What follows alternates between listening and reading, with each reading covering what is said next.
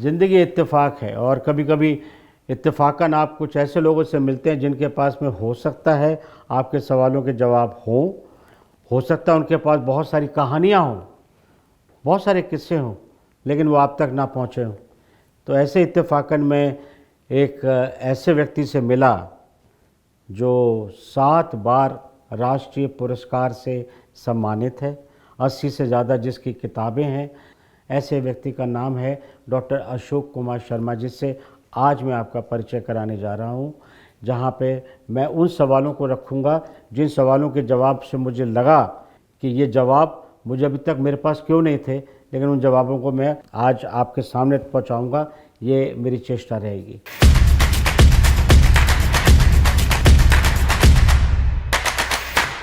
Doctor Ashok Kumar Sharma ji, हमारे podcast में आपका बहुत बहुत स्वागत है। सच मानिए, बहुत दिनों से इंतज़ार थी कि आप हमारे इस कार्यक्रम में आएँ और आपका वो जो ज्ञान जो मुझे मिला, आपका वो ज्ञान का ख़जाना वो लोगों में आए, लोगों तक पहुँचे और लोग आपके उस ज्ञान को प्राप्त करें, ये मेरी बहुत इच्छा थी। और आज आप इस कार्यक्रम में आए, मुझे सच में हृदय से बहुत खुशी हुई है। मैं बहुत आभारी हूँ। आपका बहुत बहुत स्वागत है। कांवड़ कांवड़ कांवड़, आज इस समय आप देखेंगे तो हमारे देश में कांवड़ यात्रा पे इतनी चर्चाएं होती हैं, कांवड़ यात्रा पे इतनी तैयारियां होती हैं। हैरानी की बात है शर्मा जी कि कांवड़ के बारे में मैंने लोगों से जब बात की तो लोगों को एक्चुअली में पता नहीं था कि कांवड़ होता क्या। उनको बस ये था हरिद्वार से गंगा जल लिया और जाके शिवलिंग पे अभिषेक किया तो जी कांवड़ यात्रा हो गई। इसको हम कांवड़ यात्रा बोलते हैं, जिसमें कुछ लोग अपने कंधे पे गंगा जल लेके और अभिषेक करते हैं जाके किसी एक पर्टिकुलर डेट को। लेकिन असल में अगर मैं पहला आपसे प्रश्न पूछूं तो कांवड़ ये शब्द ये है क्या, ये कहाँ से आया और कांवड़ का अर्थ क्या है? मुझे लगता है ये सवाल बहुत पहले पूछा जाना चाहिए था। किसी ने पूछा नहीं, किसी ने बताया नहीं, और मेरा सौभाग्य है कि मुझे बताने का अवसर मिल रहा है। और ये एक बहुत वास्तविक प्रश्न है। और इतने लाखों करोड़ों लोग कांवड़ यात्रा करते हैं, लेकिन इस शब्द की उत्पत्ति पे किसी ने ध्यान नहीं दिया, किसी ने कुछ कहा नहीं, किसी ने कुछ बनाया नहीं। सारी भाषाओं का जन्म संस्कृत से हुआ है, इसमें कोई विवाद नहीं है। इस पर बहुत सी पुस्तकें हैं, किसी भी किताब को उठाकर पढ़ें मिलेगा संस्कृत सभी भाषाओं की माता है। तो स्पष्ट हो गया कि सारे शब्द संस्कृत से आए हैं, चाहे कोई भी प्रांतीय भाषा हो या कोई भी हम अपने क्षेत्रीय बोलचाल की भाषा में इस्तेमाल कर रहे हैं। इन शब्दों की उत्पत्ति संस्कृत के किसी मूल शब्द से हुई है। तो संस्कृत में कंवर और कांवर दोनों अलग अलग शब्द हैं। कंवर शब्द जो है उसका अर्थ हिंदी और हिंदवी दो देवनागरी में वो आया है और उसका अर्थ है गर्दन। अच्छा। और कांवर शब्द जो आया है संस्कृत से, उसका शब्द अर्थ है कंधा। ओहो। तो अब आप अगर ध्यान करें तो आप पाएंगे कि इससे मिलते जुलते शब्द भी बहुत सारे हैं। कंवर, संवर, चंवर, चमर जो डुलाया जाता है राजाओं के सिर पर, कंवर जो ढोया जाता है। आप देखिए एक और शब्द भी इसी से निकला है, कहार। कहार क्या ले जाता है? वो मशक को पीठ पर ले जाता है। Correct correct. तो वो पीठ के लिए है। डोली उठाता है, वो पीठ पे ले जाता है। लेकिन कंवर जो है वो कांवर रखते कहाँ पे? गर्दन और कंधे के मोड़ पर। वाह। तो कंवर भी है और कांवड़ भी है। तो ये संस्कृत का शब्द है। अब एक कांवड़ का अर्थ एक और भी है जो प्राचीन संस्कृत में था। भोलानाथ तिवारी जी बहुत बड़े भाषाविद हुए हैं, उन्होंने इस पर थोड़ा सा कार्य किया है। किशोरी लाल वाजपेयी हरिद्वार के बहुत बड़े व्याकरण शास्त्री, उन्होंने भी थोड़ा सा काम किया इस पर। तो उन्होंने संस्कृत के कुछ शब्दों के मूल जो कि संस्कृति में गए उनके बारे में बात की। मतलब उन्होंने भाषा विज्ञान पर काम किया। हाँ, भाषा विज्ञान पर, व्याकरण पे इन लोगों का कार्य है। तो कांवड़ का एक अर्थ जो है वो एक खोखले बांस को भी कांवड़ कहते हैं। बांस जो है वो रुद्र का प्रतीक है, तो वही कांवड़ है। ये इसके शब्द की एक जेनेसिस या इसकी उत्पत्ति के बारे में बात कर रहे हैं। अशोक जी, एक बात बताइए कि कांवड़ का कारण क्या है? मतलब मैं अगर पूछना चाहूँ इसके पीछे कोई कारण होगा, ये यात्रा जो होती है उसके पीछे कोई रीज़न होगा, या इसके प्रमाण क्या हैं कि प्रमाण इसका कोई ग्रंथ होगा जिसमें इसका जिक्र हो, या ये परंपरा कब से है? इसके बारे में थोड़ा सा हमें बताएं। मतलब मुझे लगता है मैं समझा पा रहा हूँ मैं क्या कहना चाहता हूँ। ये भी एक नया और अच्छा सवाल है। इस परंपरा के बारे में जितना भी हम लोग जानते हैं, क्योंकि गूगल और अन्य प्रकार के सर्च इंजन वही बताते हैं जो किसी ने डाल दिया होता है या किसी ने खोज लिया होता है। अगर किसी ने उस पर ज़्यादा शोध नहीं किया है तो उस पर विषय पर जानकारी भी हमारे पास में नहीं होती है। कांवड़ के बारे में लोग कहावतें भी ऐसी हैं जिनको कि अगर आप सुने तो आपको अर्थों के ऊपर भी चले जाएंगे। जैसे एक बड़ी अच्छी कहावत है, ब्रह्मा घट और विष्णु घट उन्हें साधे महेश। ब्रह्मा घट और विष्णु घट उनको साधे महेश, कांवरिया लेकर चले ब्रह्मा विष्णु महेश। तो ये एक परंपरा पता चलती है कि कांवरिया खाली 2 घड़े लेके नहीं आ रहा है।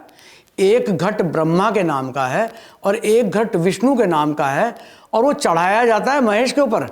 देखिए, एक बांस की बहुत बड़ी डंडे पे या खपच्ची टाइप पर बांस को खोखला बांस है, उसे काट दिया तो वो कांवर, एक्चुअल कांवर वो है जो बांस की खपच्ची को काट दिया गया, रुद्र का प्रतीक। और उसके एक कोने पर ब्रह्मा का घट। जब हम आगे चल रहे हैं तो आगे वाला घट ब्रह्मा का घट है, ब्रह्मा जी का घड़ा, उसमें गंगा जल है, वो ब्रह्मा जी की तरफ से चढ़ाया जाएगा शिव जी पर। और पीछे वाला घड़ा किसका है? वो विष्णु जी का घड़ा है, वो विष्णु जी की ओर से चढ़ाया जाएगा। कांवरिया अपना तो कुछ करता ही नहीं है, वो तो बेचारा ब्रह्मा विष्णु महेश की एक एकता सामंजस्य का प्रतीक बन के जाता है। वो उनको ब्रह्मा और विष्णु के बीच का संतुलन बनाने वाले शिव जी हैं। इसके पीछे बहुत सारी कहानियां भी हैं। एक कहानी तो ये भी है, एक बार ब्रह्मा जी में और विष्णु जी में वर्चस्व की युद्ध हो गई। इसे विष्णु पुराण में भी कहा गया है, शिव पुराण में भी कहा गया है, और इसका उल्लेख श्रीमद् भागवत में भी आता है। परंतु यह वर्चस्व की जो युद्ध शुरू हुआ उसको शांत करने के लिए शिव जी उनके बीच में एक अग्नि के स्तंभ के रूप में प्रकट हुए, और यह निश्चित किया गया कि ब्रह्मा जी और विष्णु जी दोनों लोग जो हैं वो इसको नापेंगे। तो ब्रह्मा जी ने कहा कि मैं ऊपर की तरफ उड़ता हूँ, और विष्णु जी ने कहा कि मैं नीचे की तरफ जाता हूँ, देखता हूँ कि कहाँ छोर है, हम लोग इसका नापते हैं। तो ब्रह्मा जी ने क्या किया कि उड़ना शुरू किया अपने हंस पर, और वो पार जाते जाए, उनका अंत मिले ही नहीं उनको बीच में एक केतकी का फूल जो है ऊपर से गिरता हुआ दिखा।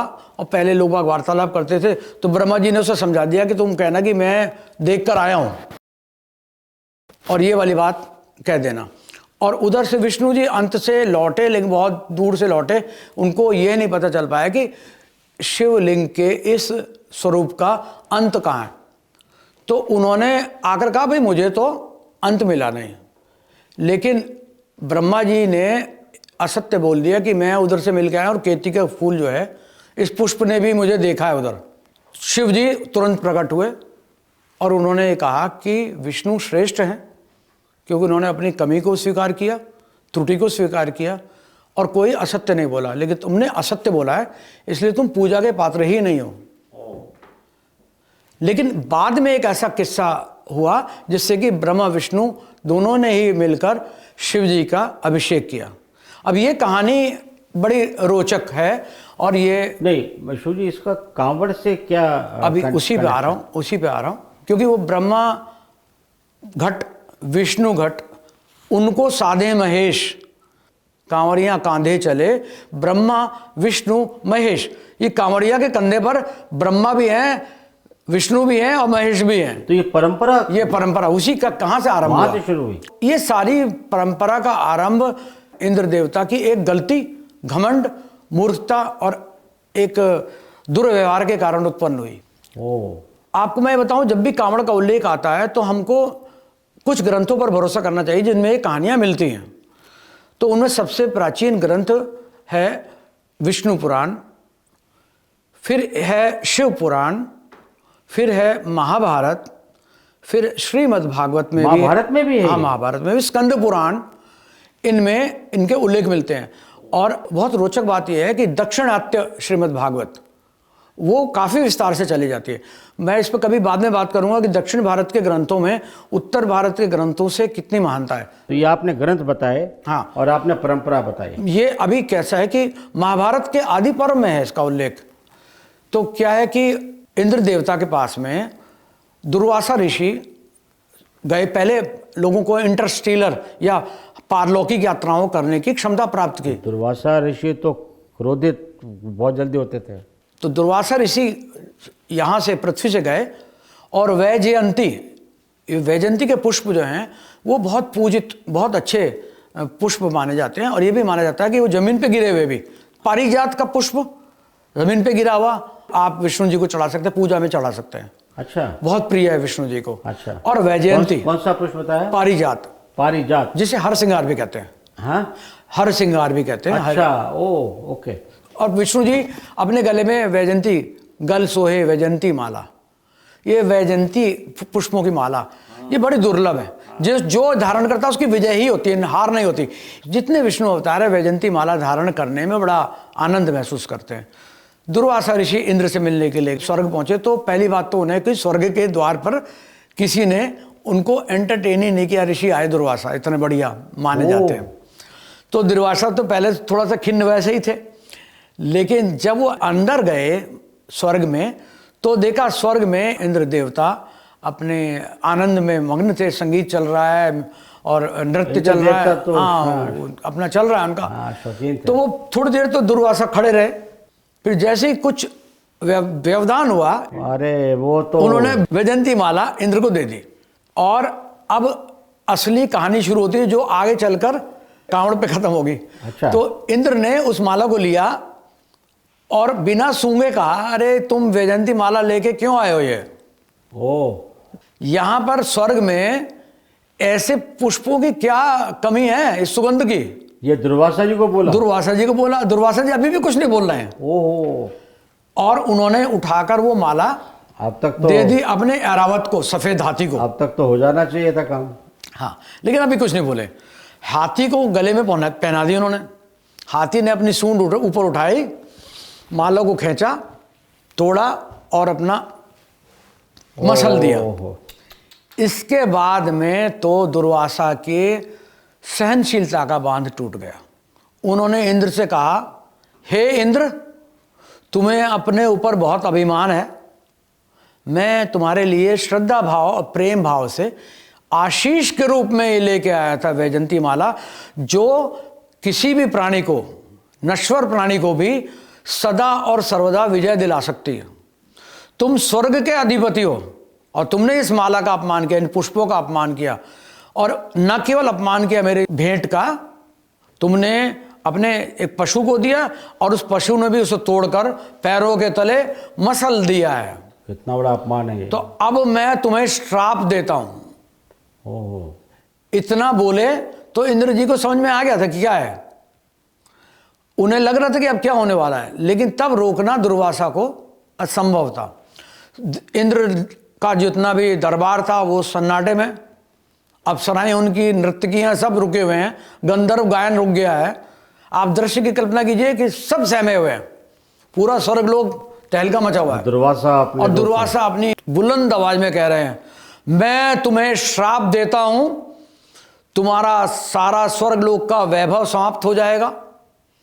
तुम सामान्य नश्वर प्राणी से भी गए बीते और कीड़ों के समान हो जाओगे। अरे बाप रे। तुम्हारी विजयश्री नष्ट हो जाएगी, धन नष्ट हो जाएगा, ऐश्वर्य नष्ट हो जाएगा और तुम लोगों को मुंह छुपाने के लिए जगह नहीं मिलेगी कहीं भी। ओहो। और तुम्हें जब तक पराजय और अपमान का सामना करना पड़ेगा, जब तक कि स्वयं श्री हरि विष्णु जी के लिए दुर्वासा के मन में सदा और सर्वदा हमेशा आदर रहा। और उसका भी एक अलग कहानी है, चाहेंगे तो आपको उसको मैं बताता चलूंगा, लेकिन पहले इतना बता दूं कि क्यों उन्होंने बोला। उन्होंने कहा स्वयं श्री हरि विष्णु जब इसमें हस्तक्षेप करेंगे तब तुम्हें बचा पाएंगे, तब तुम्हें मुक्ति दिला पाएंगे।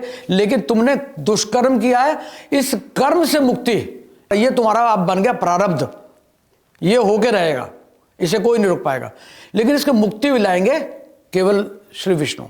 अब मैं यहाँ पर बताते चलता हूँ कि विष्णु को इतना दुर्वासा क्यों मानते थे। ये भी एक कहानी, एक अलग कहानियों में वस्तुतः पौराणिक कथाओं में। अभी तो हम कांवड़ पे रहेंगे, वहीं पे आएंगे वापस, बात करते हैं, क्योंकि दुर्वासा और विष्णु का तो खैर संबंध रहा होगा, लेकिन अभी अगर हम बात करें कांवड़ पे, तो इसका कांवड़ से क्या संबंध है वो बताइए। तो कांवड़ से इसका ये संबंध है कि जैसे ही ये उनकी घोषणा का पता चला तो पाताल लोक के राजा और दानवों के, असुरों के राजा, वो पाताल लोक में रहते हैं और उनका सब जगह आधिपत्य है, परंतु उनका स्वर्ग पे कोई कंट्रोल नहीं है। पाताल के लोग पृथ्वी पे भी आते हैं, आतंक मचाते चले जाते हैं, सब कुछ है। राजा बलि बहुत न्यायप्रिय राजा हुए, आगे चल के उनका नाम बहुत भी अमर होगा, अभी इस कहानी का ही हिस्सा है वो। लेकिन बलि को जब जैसे पता चला कि इंद्र ने क्षमताएं सारी खो दी हैं, आपको ये बता दूं, पहले देवता एक पदवी होती थी जो दी जाती थी मनुष्यों को, और देवलोक, इस पे कभी वार्तालाप अलग से कर सकते हैं। देवलोक पृथ्वी पे ही था, स्वर्ग यहीं पर भारत में हिमालय के क्षेत्र को वो स्वर्ग लोक के समान माना जाता था। वो बाद में कैसे आकाश में शिफ्ट हो गए, अलग कथा। तो जैसे उन्हें पता चला, उन्होंने स्वर्ग के ऊपर, जो कि पृथ्वी पर है स्थित, उसके ऊपर आक्रमण कर दिया असुरों के राजा बाली ने, और देवताओं को खदेड़ दिया स्वर्ग से। अच्छा। उनकी राज्य से, और देवताओं को कहीं शरण करने की जगह नहीं, पूरे कुबेर के खजाने पे कब्जा हो गया है, सब कुछ नष्ट हो गया है, और देवताओं के पास में शक्तिहीन हो गए हैं, सामर्थ्यहीन हो गए हैं, और बड़ा दुखी हो गए हैं, सब जगह छुपते फिर रहे हैं। असुर उनको ढूंढ रहे हैं कि उनको खोजें, उन्हें बंदी बनाएं, उन्हें मार दें, क्योंकि वो नश्वर हैं, वो भी, उनका भी अंत संभव है, मृत्यु आ सकती है।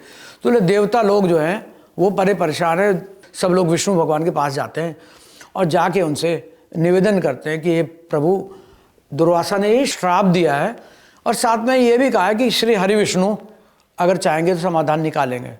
विष्णु जी ने धीर गंभीर, शास्त्रों में लिखा है कि उनकी आवाज़, उनकी ध्वनि बादलों के गरजने जैसी गंभीर और भारी आवाज़ है।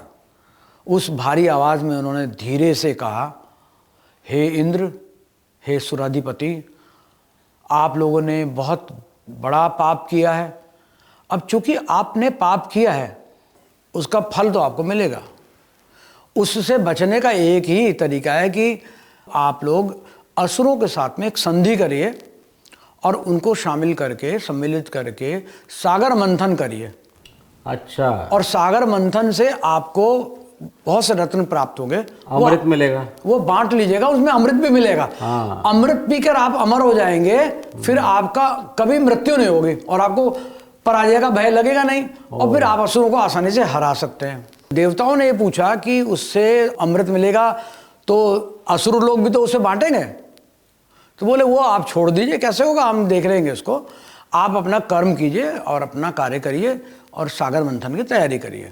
तो फिर उन्होंने सागर मंथन, बहुत लंबी कहानी है वो, मंदराचल पर्वत है, भगवान विष्णु ने स्वयं वो एक पूरे कछुए का एक रूप धारण किया, क्योंकि वो पर्वत जो है समुद्र के अंदर घुस जा रहा था मट्टी में, तो उसके ऊपर उसको चाहिए था कोई सॉलिड बेस। खैर अब तो अभी हम कांवड़ पे बात करेंगे। हाँ, वासुकी नाग उनकी वो मथानी बन गए, लेकिन पहले ही जो प्राप्ति हुई मंथन से वो विष था। उनको 15 रत्न मिले, लेकिन ये बात अलग है, लेकिन जो पहली प्राप्ति हुई वो विष था। उसका नाम भी बहुत कम लोग जानते हैं, कालकूट विष उसका नाम। कालकूट विष। कालकूट विष संसार के, ब्रह्मांड के, इस सृष्टि के सबसे अधिक भयंकर, उससे ज़्यादा भयंकर कोई विष है नहीं, और उसे हलाहल भी कहते हैं, विषों का साम्राज्य, मतलब राजा नहीं, विषों का भी साम्राज्य पूरा, उसमें उसके नागरिक भी बड़े बड़े बली हैं, महाबली हैं। तो हलाहल और कालकूट ये एक ही नाम है। तो कालकूट विष प्राप्त हुआ, इतना प्रबल था कालकूट विष कि उससे सृष्टि के पेड़ पौधे झुलसने लगे, उसका टेम्परेचर, उसका ताप, उसकी गर्मी, उसका इम्पैक्ट इतना पावरफुल था कि प्राणियों के ऊपर असर पड़ने लगा, चाहे वो पाताल लोक के थे, बच्चे पेट में मर जा रहे हैं, और वो विष का क्या किया जाए, कहाँ रखा जाए, किसको लिया जाए। तो ये सारे देवता लोग भागे हुए कैलाश पर्वत गए कि इस विष को धारण करने की शक्ति उसी में है जिसने गंगा के वेग को धारण कर लिया। तो ये गंगा के वेग को धारण कर लिया तो कालकूट के विष को भी धारण कर लेंगे, मतलब ये उन्होंने मान के चले गए। ये शिव जी के पास पहुंचे कैलाश पर्वत, और वहाँ पर कैलाश पर्वत पे जाकर उन्होंने शिव जी से कहा कि आप ये कालकूट विष ग्रहण कर लीजिए। तो इस पर शिव जी ने वही उत्तर दिया जो सामान्यतः एक संत देता है कि भाई ये तुमने कर्म किया है, तुम उसका फल भोग रहे हो। लेकिन सती रानी, सती माता, उन्होंने ये कहा, उनकी पहली पत्नी दक्ष प्रजापति की बेटी हैं वो उनकी भी कहानी बहुत सब लोग जानते हैं। तो सती बहुत दयालु थी, पार्वती जी भी दयालु हैं, सती भी बहुत दयालु थी। उन्होंने शिव जी से कहा कि आप पूरे विश्व का कल्याण सोचते हैं, और जब विष्णु जी ने इनको आपके पास भेजा है तो आप निश्चित रूप से इनकी सहायता करिए, नहीं तो पूरी सृष्टि जिसका कि पालन वो करते हैं वो नष्ट हो जाएगी, और आपके लिए एक बहुत बड़ी चुनौती का कार्य जरूर, परंतु आप इसे करिए। तो शिव जी ने कोई उत्तर नहीं दिया और वो देवताओं के साथ में चले गए। सागर मंथन के लिए स्थान जो था वो क्षीर सागर, जहाँ विष्णु जी खुद लेटते हैं, उसी का मंथन चल रहा था, ना कि कोई पृथ्वी के ऊपर कोई समुद्र है, वो एक अलग लोक है, अलग बात है। तो उस मंथन के दौरान जो विष निकला था, शिव जी ने जाकर वहाँ पर उसे अपनी हथेली पे ग्रहण किया, और हथेली पे ग्रहण करने के बाद में गले में जैसे ही उन्होंने पिया है और उसको योग बल से अपने गले में रोक लिया है, क्योंकि वो इतना प्रबल और इतना प्रचंड विष था कि शिव जी के गले तक पहुँचने के दौरान ही उनके शरीर में असह्य, मतलब सहन से बाहर का ताप उत्पन्न हो गया। योग बल के जो जिनसे बड़ा कोई योगी नहीं, शिव जी को कालकूट का विष जो है उसको पचाना, सहन करना वो कठिन हो रहा था, और उन्होंने उसे नीचे गले से उतरने नहीं दिया और उसे फिर गले में ही खंडित किया, और उनका गला नीला पड़ गया, इसीलिए उनका नाम नीलकंठ भी है। तो ये जो है विष को धारण कर लिया, परंतु उनका शरीर जब बिल्कुल इंटॉलरेबल या बिल्कुल बर्दाश्त से बाहर टेम्परेचर से जलने लगा, तब क्या हो गया? तब उनके उस ताप को रोकने का कोई उपाय नहीं था। तो गंगा जी उनके शरीर के चारों तरफ बहने लगे, और इसके दो वर्जन मिलते हैं, और मुझे पहला वर्जन बताऊं वो ये है कि गंगा जी उनके शरीर के चारों तरफ बहने लगी। दूसरा वर्जन ये है कि भगीरथ के कहने पर गंगा जी बाद में आई थी, वो मुझे ज़्यादा ऑथेंटिक लगता है कि गंगा बाद में आई, उनके सिर पे उस समय गंगा जी नहीं थी। हाँ, तो इसलिए जब उनको इतना ताप उत्पन्न हुआ तो उन्हें शीतल करने के लिए क्या किया जाएगा, तो स्वर्ग से गंगा जी का आवाहन किया गया, और वो कलश में गंगा जी को धारण करके और उसको उनके ऊपर उनका अभिषेक किया गया, और उनका ताप कम किया गया। और ब्रह्मा जी ने अभिषेक किया, विष्णु जी ने अभिषेक किया 2 घड़ों से। तो ये जो भी कुछ आप बता रहे हैं, समुद्र मंथन हुआ और ये जो विष को उन्होंने लिया, तो क्या ये सावन महीने में ही हुआ? ये श्रावण के महीने में ही समुद्र मंथन के बाद की घटना ये विष पीने की है। हाँ, तो श्रावण के महीने में उनके उस इंटॉलरेबल जो भी बर्दाश्त करने बाहर का टेम्परेचर था, उसको ठंडा करने के लिए, चाहे कथाओं को आप कितने फिल्टर करिए, शिव जी के ऊपर पानी डाला गया, ब्रह्मा जी ने जल डाला, दिव्य जल, विष्णु जी ने दिव्य जल डाला, लेकिन दिव्य जल आम इंसान के पास में तो नहीं है, क्योंकि शिव जी का निवास तो है कैलाश पर, और उन्होंने जहाँ जहाँ जागृत अवस्था में लोगों को दर्शन दिए, वो सभी 12 स्थान ज्योतिर्लिंग कहलाते हैं। और जब श्रावण का महीना आता है तो लोगों को वही स्मृतियाँ रहती हैं। आप ध्यान करिए कि जब किसी के कोई घाव होता है, कोई ऑपरेशन होता है, कोई भी चीज़ होती है, तो उसको उसी महीने में, उसी साल में, उसी अवधि में उसकी स्मृति आती है, उसका ताप, उसका टेम्परेचर, उसका दुख का अनुभव होता है, तो लोग बाग उसका परिमार्जन करते हैं, उसका इलाज करते हैं। डॉक्टर्स भी कहते हैं कि भाई ऐसी कोई तकलीफ आपको हो रही है, सीजनल आ रही है, तो आप दवाई लीजिए। तो शिव जी के उस ताप को शांत करने के लिए एक परंपरा बन गई कि सावन में शिवलिंगों को जल से अभिषेक किया जाएगा। और चूंकि कालांतर में भगीरथ गंगा लाए थे धरती पर, और भगीरथ की लाई हुई गंगा को अमृत तुल्य ही माना जाता है, उससे उनका जल का अभिषेक शुरू हुआ। मुझे ये समझ नहीं आ रहा, जब उनके शिखर पर गंगा खुद वास करती हैं और उनने पूरे उनके शरीर को चारों तरफ से गंगा ने नहलाया, तो फिर ये कावड़ की क्या आवश्यकता थी? जो वो तो हो ही रहा है, उनके तो गंगा तो है ही, उनके शिखर पे है, तो फिर हम क्यों कावड़ की या मतलब ये करते हैं, अभिषेक करते हैं गंगा जल ले आकर? बहुत सही क्वेश्चन है आपका, बहुत सही सवाल है, और इसका उत्तर भी उतना ही बढ़िया है कि शिवजी के ऊपर गंगा जी जो हैं विराजित हैं, लेकिन आम भक्त, शिव भक्त, वो शिवजी को उन गंगा से नहाते हुए, स्नान करते हुए नहीं देख सकता। वो सेवा करना चाहे तो उसको जो हमारे यहाँ पर पार्थिव शिवलिंग बने हुए हैं, जहाँ पर शिवजी स्वयं प्रकट हुए, उन्हें ज्योतिर्लिंग कहते हैं, तो 12 ज्योतिर्लिंगों पे गंगा तो बहती नहीं है वहाँ पर, वो शिव जी के प्रतीक हैं।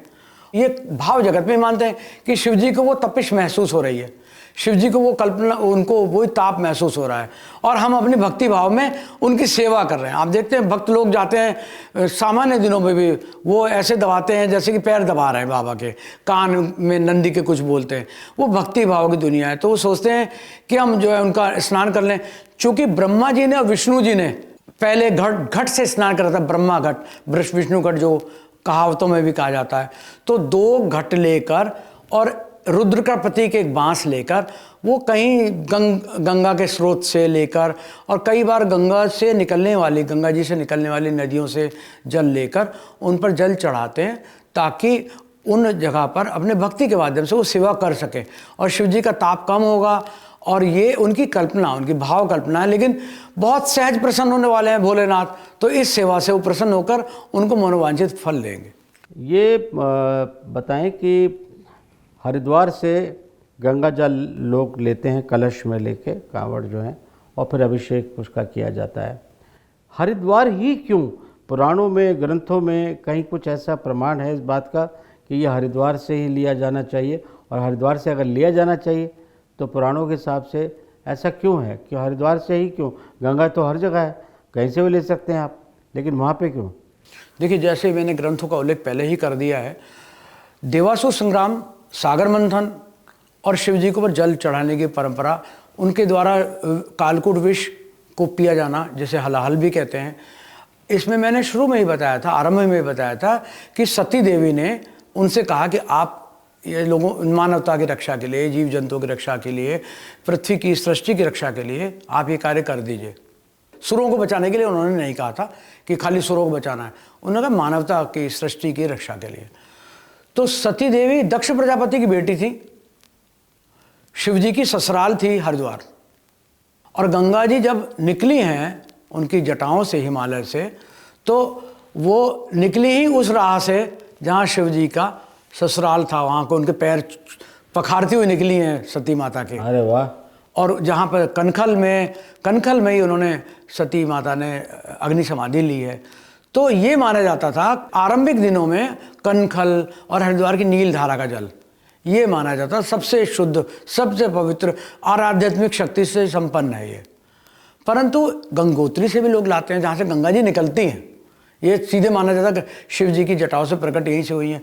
लेकिन शिव जी इतने भोले हैं, इतने भले हैं कि आप उनके लिए जल कहीं से भी लेते हैं, लोटा भर के भी चढ़ाते हैं उनके ऊपर, वो भी गंगा, आप गंगा का स्मरण करते हैं, वो गंगा जल के रूप में मान लेते हैं। तो ये परंपरा कहीं से भी बनी थी, परंतु इसके पीछे भावना ये थी सती माता के प्रति आभार व्यक्त करने की भावना, कि हम उन्हीं के मायके से जल लेके आएंगे और भोलेनाथ को चढ़ाएंगे। एक कथा अशोक जी सुनी थी, जैसे अमृत की जहाँ जहाँ बूंदें गिरी थी, तो वो जगह वो ज्योतिर्लिंग थी या हरिद्वार जैसी जगह थी, कौन थी वो? ये देवासुर संग्राम के बाद में जब जयंत इंद्र का पुत्र एक कौवे का रूप धारण करके उस अमृत घट को उठा के उड़ गया है, राक्षस छीन रहे थे उसको, क्योंकि शिव विष तो पीने के लिए कोई तैयार नहीं था, वो तो भोलेनाथ ने पिया, अमृत के लिए मारापीट मच गई थी। तो वो लेके उड़ गया और वो 16 स्थानों पर, कई जगह पर 20 भी मिलेंगे आपको, लेकिन 16 है वो, 16 स्थानों पर जयंत ने उस घड़े को रखा है। लेकिन 4 स्थानों पर वो जल छलक गया, अमृत का घड़ा छलक गया, कुछ बूंदें गिर गई। अच्छा। जिनमें से पहली जो बूंदें गिरी सबसे पहले वो हरिद्वार में गिरी थी। ओ, तो ये माना जाता है कि विशेष ग्रह दशाओं में जब कुंभ होता है तो वो उन्हीं दिनों बृहस्पति की दशा ऐसी होती है, मेष राशि में चले जाते हैं बृहस्पति, तो उस वक्त क्या है कि गंगा जल के अंदर औषधि और अमृत के गुण आ जाते हैं। लेकिन इलाहाबाद में भी गिरी बूंदें, वो 4 जगह तो पृथ्वी पर गिरी और 12 जगह स्वर्ग में गिरी हैं वो बूंदें। तो यहाँ 4 जगह 12-12 वर्ष बाद में 12 स्वर्ग के हुए, इसलिए 12 वर्ष के अंतर से उनको मनाते हैं।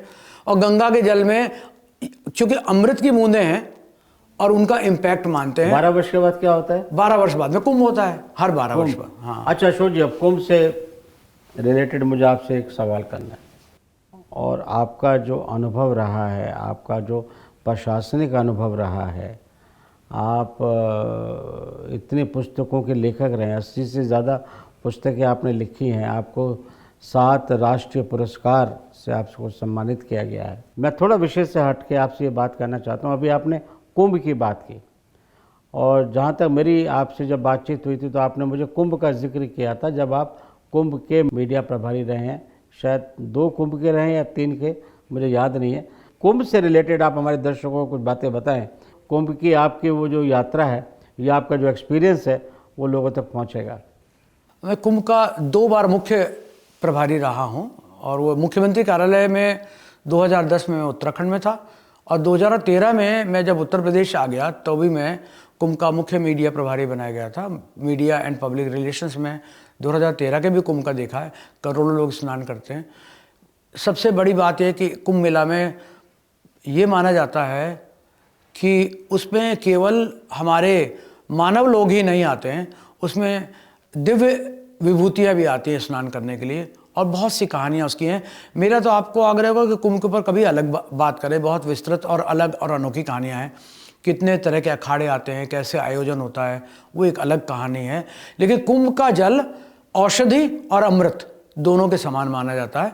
उसके स्नान का फल तो है ही, लेकिन आपको जानकर, आपके दर्शकों को जानकर ये बहुत अच्छा लगेगा कि गंगा जी का यह प्रताप है कि अगर आप घर में अपने नल से पानी लेकर नहाते समय भी गंगा जी का स्मरण कर लें और उनको हाथ जोड़कर प्रणाम कर लें, तो ये दुनिया, और ये एक अलग पार्टिकल फिजिक्स की बात हो गई, कॉस्मिक फिजिक्स की बात हो जाएगी, कि जब आप गंगा जी को स्मरण करके स्नान करते हैं तो आपके साधारण जल में भी गंगा जी के गुण आ जाते हैं। इस पर कभी बात करेंगे। गंगा जी के बाद में उन स्थानों का नंबर आता है जहाँ पर गंगा जी से निकली हुई धाराएं हैं, और नदियों का नाम अलग हो गया है, लेकिन गंगा जी कभी वो पीछे कभी गंगा थी, और या किसी और नदी में मिलके आगे बढ़ गई वो, तो उन नदियों को भी गंगा के समान माना गया है। शिप्रा जी है, गोदावरी है, नर्मदा है, ये सब नदियों को उन्हीं के समान माना जाता है। सरयू नदी को भी गंगा के समान का महत्व प्राप्त है। तो ऐसी कोई परंपरा या बाध्यता नहीं है। और रोचक बात यह है कि भगवान परशुराम, उन्होंने हरिद्वार से जल लाके महादेव में को नहीं चढ़ाया, जबकि वो भगवान का अवतार ही माने गए, उन्हें रुद्र अवतार माना गया है। परशुराम जी ने गढ़मुक्तेश्वर, मेरठ के पास में एक जगह है, वहाँ से गढ़मुक्तेश्वर से वो गंगा जल लिया और कांवड़ से लेकर वो मेरठ की सीमा पर, वर्तमान वो महाराष्ट्र कहलाता था पहले, तो ये महाराष्ट्र की सीमा, मेरठ की सीमा पर पूरा महादेव के मंदिर पर परशुराम जी ने गंगा जी का जल चढ़ाया था।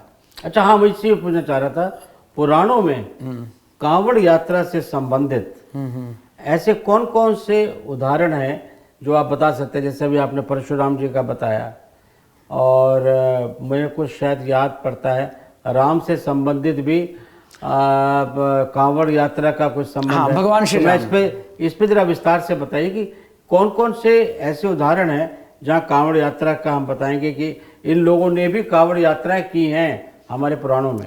भगवान श्री राम के बारे में जब भी बात कीजिए सबका मन विभोर हो जाता है। मर्यादा पुरुषोत्तम, अयोध्या का साम्राज्य ग्रहण करने के बाद में उनका जब राज्याभिषेक हो गया है और राजा बन गए हैं, इस दौरान उन्होंने एक केतकी वन के पास में गंगा जी की धारा है, उसे सुल्तानगंज कहते हैं आजकल। हरित वन या केतकी वन कहते थे पहले। पहले क्या था वो? केतकी वन या हरित वन नाम था जगह का। वहाँ गंगा जी की धारा है, वहाँ से जल लेकर वैद्यनाथ महादेव के ऊपर उन्होंने कांवड़ ले जाकर चढ़ाया है। श्री राम ने? श्री राम ने। अच्छा। राजा अयोध्या के थे लेकिन पैदल और अकेले गए, नंगे पैर। इसका मैंने एक आर्टिफिशियल इंटेलिजेंस की मदद से शायद संसार में पहली बार किसी ने वो चित्र बनाया है, मैं आपको दूंगा। जी बिल्कुल, हम दिखाएंगे और मैं बिल्कुल इसको दिखाऊंगा और अभी दर्शक इसको देखेंगे। आप वो जो चित्र है इसको आप देखिए, ये चित्र मैं आपको दिखा रहा हूँ जो मुझे अशोक जी ने बताया। इस चित्र को देख के आपको कैसा लगा अपने रिव्यू में हमको ज़रूर बताइएगा। एक नाम आपको लेता हूँ जिस पर आप मुझे लगता है बड़े प्रसन्न होंगे उस नाम को सुन के। श्रवण या का जो संबंध है कांवड़ यात्रा से क्या है? श्रवण कुमार के बारे में ये माना जाता है कि श्रवण कुमार वैसे अभी मैं एक बड़ी परियोजना पे काम भी कर रहा हूँ। विश्व में जितने प्रकार की रामायण बनी है उनकी संख्या, मैंने एक टाइम्स ऑफ इंडिया में एक आर्टिकल भी लिखा था, तो 1050 किस्म की रामायण हैं और 300 किस्म की रामायण चर्चित है। उन 300 किस्म की रामायणों में से अधिकतम रामायण जो हैं हमारे एशिया के देश हैं उनमें प्रचलित है। और इंटरेस्टिंग बात यह है, रोचक बात यह है कि कम से कम 9 रामायणों में, जिसमें कि मुस्लिम कंट्रीज़ में जो रामायण चलती हैं उनके स्वरूप हैं, उसमें भी श्रवण कुमार का उल्लेख मिलता है। तो वो उल्लेख क्या है कि श्रवण कुमार अपने अंधे माँ बाप को दो तराजू में बैठा के, तराजू जैसे छबड़ी एक टोकरियों में बैठा कर, जैसे हम लोग कांवड़ ले जाते हैं, वो लेके गए और हरिद्वार में उन्होंने उनको स्नान कराया। स्नान के बाद में उन्होंने शिव जी के ऊपर जल चढ़ाया और जल चढ़ाने के बाद में वो घटना हो गई जिसकी वजह से राजा दशरथ को श्राप दिया गया। हाँ। उन्होंने माँ बाप को ले जाकर गंगा जल लाने के बजाय अंधे माँ बाप को ले जाकर भगवान शिव पर हरिद्वार में जल अर्पित किया। अच्छा, ये कहा जाता है कि जो कांवड़ की यात्रा जो लोग करते हैं तो बांस के वो जो आपने बताया चीज़ जो होती है उसके दोनों तरफ जो है कलश जो होते हैं, उन कलश को ब्रह्मा कलश और विष्णु कलश, वो कलश में ही लाया जाता है उस गंगा जल को, और उसको ज़मीन पे नहीं रखा जाता जब तक कि आप अभिषेक ना कर लें। इसका कारण क्या है? इसके 4 किस्म की मान्यताएं हैं कांवड़ को लेकर। एक तो ये कि साधारण कांवड़ जो होती है उसमें आप कांवड़ लेके जब चलते हैं तो आप रास्ते में रुक सकते हैं, लेकिन कांवड़ को आप भूमि पे नहीं रखेंगे, पेड़ पर टांगेंगे या किसी कोई ऐसी बना देंगे जगह ताकि वो भूमि से 3 फुट या अधिक किसी भी प्रकार से ऊंची नीचे हो कभी टच ना करे ज़मीन से, ऐसे रखेंगे। ये सामान्य कांवड़ यात्रा है और इसमें भूमि पर स्पर्श ना करने देने के पीछे ये भी विश्वास है कि शिव जी जितना जल्दी प्रसन्न होते हैं उतना जल्दी रुष्ट भी हो जाते हैं।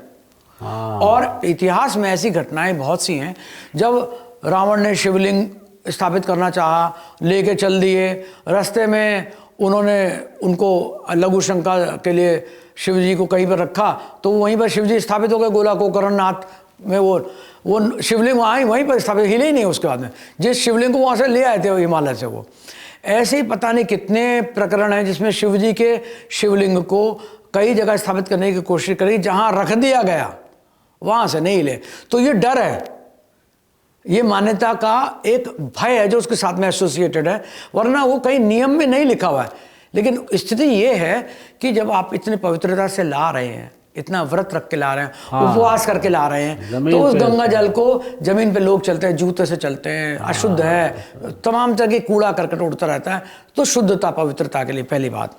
दूसरा ये कि एक यात्रा है खड़ी कांवड़ यात्रा, वो कठिन खड़ी कांवड़ यात्रा है, उसमें आप विश्राम नहीं कर सकते, चलते रहना है, और अगर आपको रुकना भी है तो खड़े ही करके आप अपने आप को विश्राम करेंगे। विश्राम कर ही नहीं सकते ना, विश्राम करेंगे तो खड़े रहेंगे। हरिद्वार से आप इधर आएंगे, वो विश्राम रुक गए, लेकिन आप रख नहीं सकते, और कांवड़ को खड़ी रहेगी आपके ऊपर, ये थोड़ी कठिन है। तीसरी कांवड़ यात्रा जो है उसको बड़ा रोचक है। वो बिहार में तो बहुत ही चर्चित है, बिहार, झारखंड, छत्तीसगढ़, उसको डाक बम कहते हैं। अच्छा, ये नाम मुझे नया लगता है। बम तो अपने इसी समय का होगा। डाक बम क्या है कि वो अगर आप कहीं से गंगा जल लेते हैं और निकटतम ज्योतिर्लिंग तक 24 घंटे में आप पहुंच जाते हैं। ये बहुत कठिन है। इसमें 24 घंटे के अंदर आपको जल चढ़ाना है, आपकी तभी कांवड़ यात्रा पूरी होगी। दिन रात इसमें इन्वॉल्व, 24 घंटे चलना है।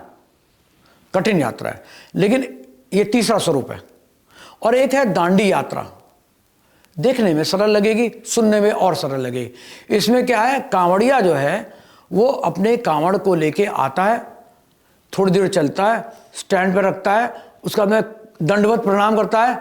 जितनी दूर तक वो दंडवत प्रणाम करता है, उसकी कांवड़ को वहाँ तक वो रख लेता है अपने हिसाब से। फिर उसका में आगे दंडवत प्रणाम करता है, फिर आगे दंडवत प्रणाम करता है। इस प्रकार से चलते हुए वो चलाता है अपनी यात्रा को, दंडवत प्रणाम करते हुए। मुझे लगता है ये जानकारी मुझे कम से कम वीडियोस पर नहीं मिली थी, और इस कार्यक्रम के थ्रू, डेफिनेटली इस पॉडकास्ट के थ्रू लोगों को कांवड़ यात्रा के बारे में पूरी तरह से क्लियर हो गया होगा कि ये पुराणों में इसका क्या, इसकी इम्पोर्टेंस है, क्या है इसका पुराणों में महत्व है, कब से ये शुरुआत हुई, कैसे शुरुआत हुई। तो ये कांवड़ यात्रा को लेकर जो आपने जो बातें की हैं, इसके बारे में अगर आप मेरे सवाल अब खत्म हो चुके, आप कुछ बोलना चाहते हो तो आप कह सकते हैं। मैं इसको बस सारांश में कहना चाहूँगा कि हमने कांवड़ के और कंवर शब्द के जन्म के बारे में बात की है। दूसरी बात हमने ये की है कि ये इंद्र की मूर्खता, इंद्र के अभिमान, इंद्र की गलती से शुरू हुआ, क्योंकि देवताओं की संपत्ति सब कुछ छिन्न भिन्न हो गया, उनका नष्ट हो गया। विष्णु जी ने कहा कि सागर मंथन करो, उसमें से हलाहल निकला, और कालकूट विष जो है जिसे कहते हैं, शिव जी ने उसे धारण किया, उनका शरीर प्रभावित हो गया। उसको शांत करने के ब्रह्मा जी ने और विष्णु जी ने उन्हें जल से नहलाया। इसी वजह से कांवड़ के आगे पीछे के जो कलश होते हैं उन्हें ब्रह्मा घट और विष्णु घट कहते हैं, और बीच की जो डंडी है वो रुद्र का प्रतीक है, शिव जी का प्रतीक है। ये जो कांवड़ यात्रा शुरू हुई है, वस्तुतः जो ज्योतिर्लिंग है उनके ऊपर श्रद्धा का जल चढ़ाने का है, और अपने महादेव, भोलेनाथ महादेव को अपनी श्रद्धा से ये अनुभूति देने की है कि हम भी आपके सेवक हैं, आपके किसी काम तो हम आ नहीं सकते, क्योंकि सारी दुनिया तो भोलेनाथ से मांगती है, और तो भोलेनाथ को क्या दे सकते हैं, उन्हीं का जल है, उन्हीं के ऊपर हरिद्वार से लाकर या किसी भी जल लगा, तो जल भी तो हमने कमाया थोड़ी है, बनाया थोड़ी है, हम केवल अपना श्रम लगा रहे हैं। और कांवड़िए इसी श्रद्धा भाव से चलते हैं, और उनकी श्रद्धा को नमस्कार है। अशोक जी, आप यहाँ आए, आपने इतनी जानकारी दी, उसके लिए आपका बहुत बहुत बहुत धन्यवाद। मेरा सौभाग्य आपने मुझे बुलाया। Thank you, thank you sir, thank you sir.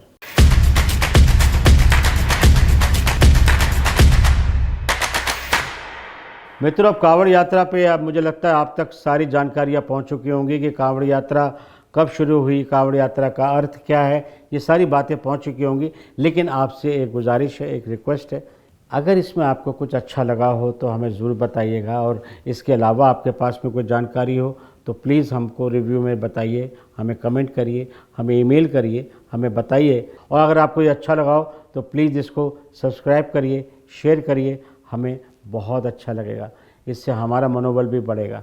Thank you, धन्यवाद।